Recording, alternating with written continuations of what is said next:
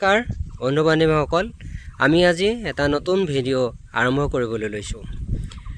অৱশেষত 60 বছৰত ভৰি দিলে কলং পৰা বাৰগীয়া সমাজে। প্ৰতি 5 বছৰৰ মূৰে মূৰে ফাকুৱা উৎসৱতেই হেজাৰী ভাওনা মহোৎসৱভাগি আৰম্ভ কৰে। 12খন গাঁৱৰ ৰাইজে 12খন ৰভাৰ তলিতেই একেলগে অংকীয়া ভাওনা গীত মাত কৰে। তাৰ লগতে বিভিন্ন ধৰণৰ কাৰ্যসূচীৰে 4 দিনীয়া কাৰ্যসূচী থাকে। আজি প্ৰথম দিনৰ কাৰ্যসূচী হৈছে সাংস্কৃতিক শোভাযাত্ৰা। এই শোভাযাত্ৰা আৰম্ভ কৰিব অসমৰ জনপ্ৰিয় অভিনেতা অৰুণ হাজৰিকাদেৱে। গতিকে আমি কেনেকৈ অৰুণ হাজৰিকাদেৱে সাংস্কৃতিক শোভাযাত্ৰাভাগি আৰম্ভ কৰিছে আমি তালৈকে চাবলৈ গৈ আছোঁ। গতিকে আপোনালোকে ভিডিঅ'টো প্ৰথমৰ পৰা শেষলৈকে চাই থাকিব। আৰু যদি এই ভিডিঅ'টো নতুনকৈ চাইছে তেনেহ'লে আপোনালোকে ভিডিঅ'টো ক্লিক কৰি দিব, ছাবস্ক্ৰাইব কৰি দিব আৰু কমেণ্টছ কৰিব। ধন্যবাদ।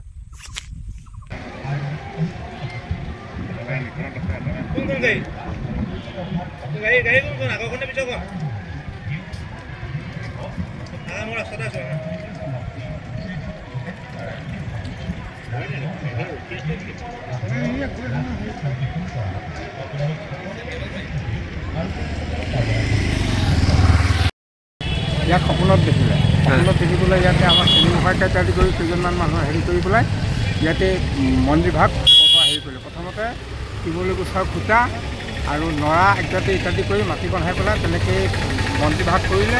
আৰু তাৰপিছত লাহে লাহে উন্নত হৈ এই 60-65 বছৰ বয়সত এতিয়া আমাৰ এই মন্দিৰভাগ গোটেই ঘৰ আৰু আমাৰ মাননীয়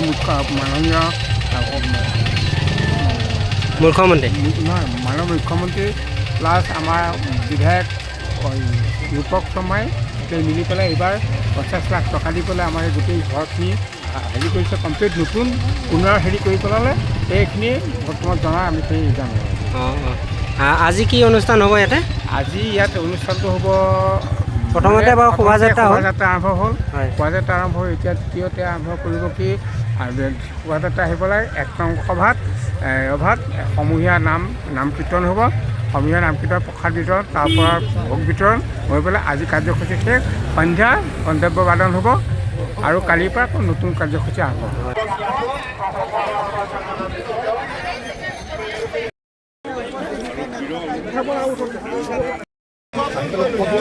আৰু তেখেতসকলৰ দিহা পৰামৰ্শ আমি ভৱিষ্যতে আৰু ভালকৈ এই অনুষ্ঠানটো এই অঞ্চলটো জিকাব পৰাকৈ কৰিব পাৰিম বুলি আশা ৰাখিছোঁ।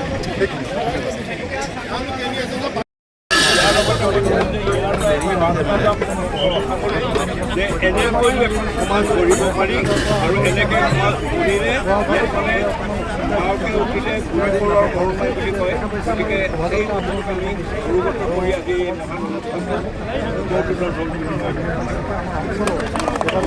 সাজু হৈছোঁ। আৰু আমাৰ সমগ্ৰ অঞ্চলটোৰে নহয়, আমাৰ এই জিলাখনৰে এটা গৌৰৱ উজ্জ্বল দিন।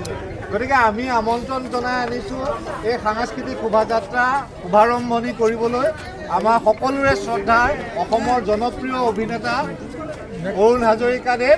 তেখেতে আজি উদ্বোধন কৰিব সাংস্কৃতিক শোভাযাত্ৰা। লগতে আমি আন শিল্পীসকলকো আমি আমন্ত্ৰণ জনাইছোঁ। যিসকল শিল্পীয়ে আপোনালোকে প্ৰতিদিনে নিজৰ ঘৰত থাকি টিভিত দেখিছে বা বোলছবিত দেখিছে, যিসকলে অসমৰ এই সাংস্কৃতিক ক্ষেত্ৰখনত তেওঁলোক জিলিকি আছে, তেওঁলোকে আমাৰ অঞ্চলটোৰ কথা ভৱিষ্যতে অদূৰত প্ৰচাৰ হওক তেওঁলোকৰ জৰিয়তে। সেয়ে আমাৰ আশা ৰাখিছোঁ আমি সকলোকে এখন বিহুৱাক আমাৰ এখনে সন্মানীয় বস্ত্ৰৰে সম্বৰ্ধনা জ্ঞাপন কৰিব খুজিছোঁ। আমি প্ৰথমেই আজি উদ্বোধক অৰুণ হাজৰিকাদেৱক এখনি ফুলাম গামোচাৰে আমি সম্বৰ্ধনা জনাব খুজিছোঁ। সম্বৰ্ধনা জনাব আমাৰ সম্পাদকে, বাৰগীয়া সমাজৰ সম্পাদক। সম্বৰ্ধনা জনাবলৈ ধন্যবাদ। লগতে আমি সম্বৰ্ধনা জনাব খুজিছোঁ আমাৰ জনপ্ৰিয় অভিনেতা আমাৰ কাৰণে গৌৰৱৰ কথা যে তেওঁ বাৰগীয়া সমাজৰে অন্তৰ্গত। দীপজ্যোতিক আমি এখনি ফুলাম গামোচাৰে সম্বৰ্ধনা জনাবলৈ অনুৰোধ জনাইছোঁ। আমাৰ সম্পাদিকা লগতে আমি সম্বৰ্ধনা জনাব খুজিছোঁ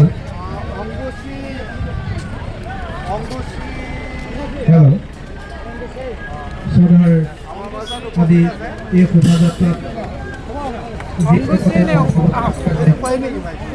চলাইছে তেওঁলোকলৈ আমি এটি বিনম্ৰ ঘোষণা ৰাখিছোঁ আৰু আমাৰ মন্দিৰৰ মূল গেটৰ পৰা আগত যিসকল শোভাযাত্ৰাত অংশগ্ৰহণ কৰিবলৈ গাড়ীসমূহ ৰৈ আছে তেওঁলোকলৈ আমি অনুৰোধ ৰাখিছোঁ আমাৰ এই শোভাযাত্ৰাত প্ৰথমে আমাৰ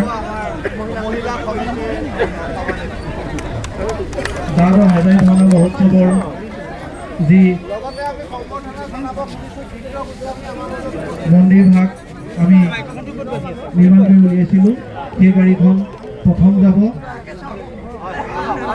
আমি যিসমূহ থিম আমি ইয়াত দিছিলোঁ সেইসমূহে আৰু আমাৰ এই মূল গেটৰ পৰা যিসমূহ গাড়ী আগত ৰৈ আছে তেওঁলোক আগবাঢ়ি নাযাব আমি একাধিক্ৰমে আগবঢ়াম সেইমৰ্মে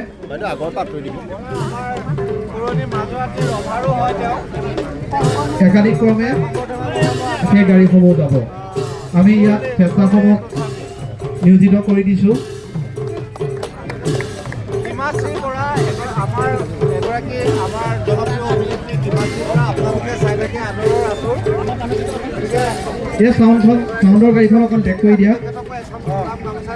আৰু আমাৰ মূল গেটৰ সন্মুখত থকা বাইকসমূহ অকণমান চাইড কৰি দিয়াচোন আমাৰ অকণ অসুবিধা হৈছে তোমালোকৰ মূল গেটত থকা মানে এই শোভাযাত্ৰাৰ 14 তাৰিখে অৰ্থাৎ কালিলৈ সেই ভাওনা আছে হেজাৰী ভাওনা বুলি আমি যাক অভিহিত কৰোঁ 15 তাৰিখে ইয়াতে সাংস্কৃতিক কাৰ্যসূচী আছে বাৰগঞা সমাজে 60 বছৰে অকল বাৰগঞা ভাওনাই কৰি থকা নাই বিভিন্ন সময়ত বিভিন্ন কাৰ্যসূচীৰ জৰিয়তে অঞ্চলৰ সাংস্কৃতিক পৰিৱেশ উন্নত কৰিবৰ কাৰণে অহোপুৰুষাৰ্থ চেষ্টা কৰিছে গতিকে বিভিন্ন সাংস্কৃতিক কাৰ্যসূচী 15 তাৰিখে আছে জ্যোতিষ্ক নামৰ আমাৰ এটা ছিষ্টাৰলি কনচাৰ্ণ অৰ্গেনাইজেশ্যন শিশুসকলক লৈ যিটো অনুষ্ঠান হয় সেই জ্যোতিষ্কৰ জৰিয়তে 15 তাৰিখৰ আমি এটা সাংস্কৃতিক কাৰ্যসূচী আছে বিভিন্ন প্ৰতিযোগিতা আছে চিত্ৰাংকন প্ৰতিযোগিতা আবৃত্তি প্ৰতিযোগিতাকে আৰম্ভ কৰি বিভিন্ন প্ৰতিযোগিতা আছে আৰু লগতে ৰাতিলৈ সাংস্কৃতিক অনুষ্ঠান আছে শ্ৰদ্ধাৰ বিদ্যাসাগৰদেৱ তেখেত উদ্বোধন কৰিবলৈ আহিব ভক্তিমূলক গীতেৰে তেখেতে